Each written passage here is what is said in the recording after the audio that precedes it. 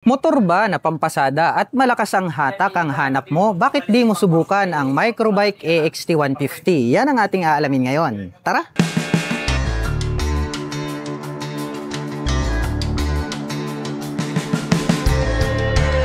Microbike AXT 150. Square type po ito pong kanyang main headlight at gumagamit po ito ng bulb type para po rito sa kanyang high beam at low beam.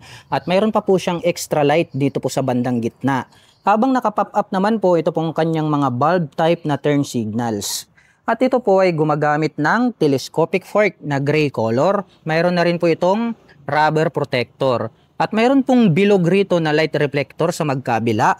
Habang mayroon naman pong Microbike dito sa gitna na badge. At ito po ay gumagamit ng drum brake para po rito sa kanyang braking system. Gray color po ito pong kanyang hub, nakaterno po yan dito po sa kanyang front suspension. At ito po ay naka-spokes rim set at ang sukat po ng kanyang gulong rito po sa harapan ay mayroon pong sukat na 3x17. At stainless steel naman po ito pong kanyang front fender. Dumako naman po tayo rito sa taas. Ito po pala ay naka-analog ang kanyang meter panel display. Nandirito po yung kanyang speedometer, yung kanyang odometer.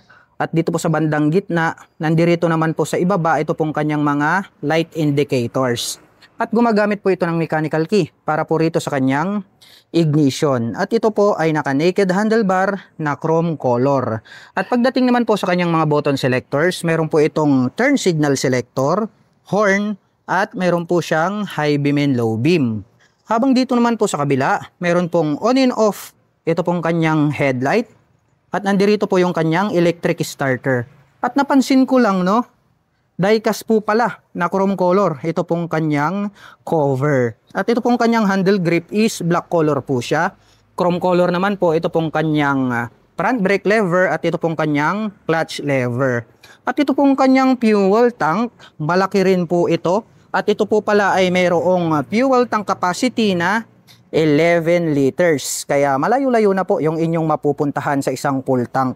Ito pong kanyang tip is stainless steel po yan. At dito naman po sa kanyang fuel tank, may nakalagay naman po rito na Microbike. Nandirito yung kanyang model name na AXT. Nagkaroon ng lining na red color dito na decal. At ito po pala ay mayroong 5-speed manual transmission. Ito pong kanyang engine is black color po siya. May naka-intact po rito na CDI.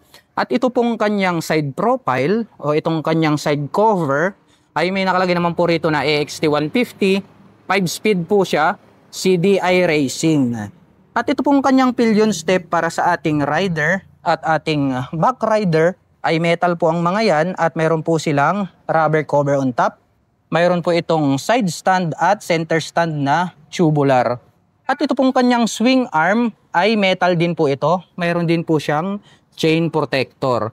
Ito pong kanyang upuan, malapad din po siya. Nakadesign po ito pang dalawahan.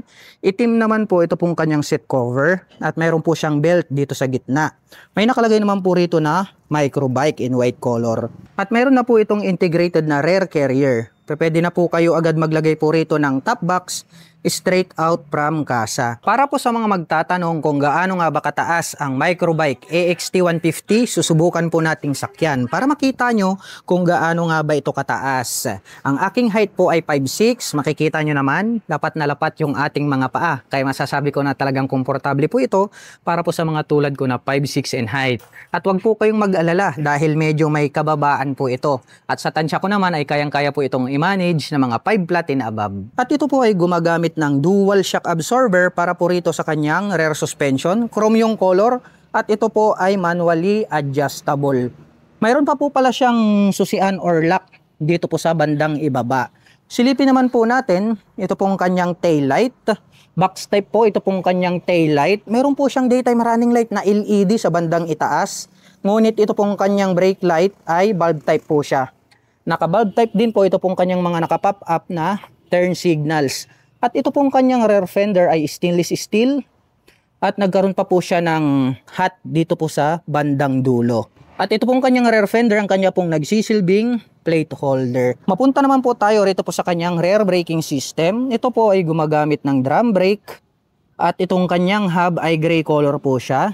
At ito po ay naka-spokes rim set.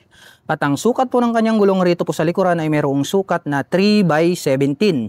The same lang po sila ng sukat doon po sa gulong sa kanyang harapan. At ito pong kanyang stock pipe ay black color po ito. Chrome color naman po ito pong kanyang head protection guard. At mayroon naman po itong single exhaust. At pagdating naman po sa kanyang starting system, mayroon po itong kick starter. At bukod dyan, mayroon din po itong electric starter. Metal naman po ito pong kanyang foot brake. At pag-usapan po natin ang kanyang engine specifications. Ito po ay mayroong 150 cubic centimeter engine displacement. Naka single cylinder overhead cam 4-stroke with 2 valve. At ang presyo po ng EXT 150 ay nagkakahalaga po ito ng 45,000 pesos sa cash. At kung gusto mo naman pong kumuha ng hulugan ay kailangan mo pong mag-down payment ng 3,000 pesos. At mayroon po itong monthly installment na 2,225 pesos sa loob ng 3 taon. At mayroon po itong rebate na 300 pesos kapag on time ka na nagbabayad.